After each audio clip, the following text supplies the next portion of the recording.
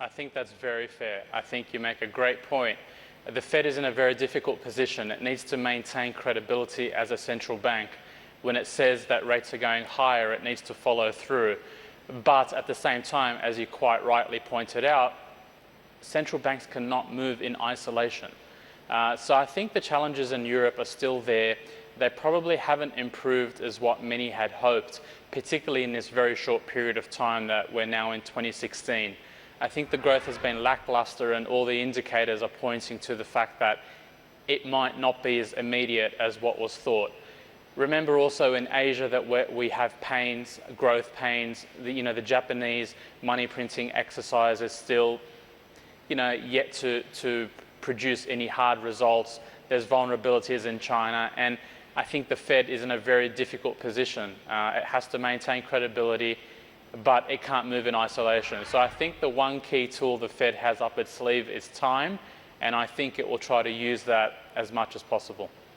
Okay, and basically sort of a delaying action. Understood.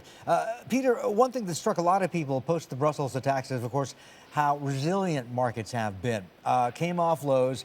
Even the risk money or safety money that went into yen and into Swissy didn't stay there for long. And they're saying that, look, this is a good sign.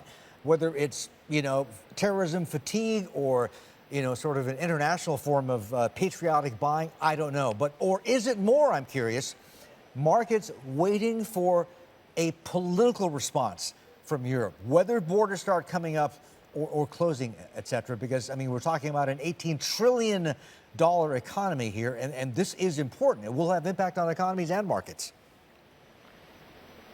Look, I think it's very important to understand the geopolitical difference in the attack in Brussels compared to, say, the attack in Paris or attacks in other places around the world.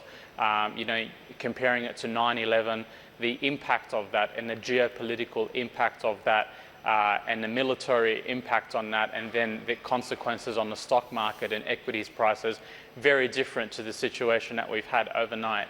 I think what we'll see is the market starting to distinguish between these two factors. And what we've learned from similar terrorist attacks, and even the larger ones like 9/11, for example, is that, sure, the market may go through a period where it sells off and there's some panic, but it usually recovers. And equities are being priced now a lot more efficiently than they were 20 or 30 years ago, where one-off events had the potential to disrupt.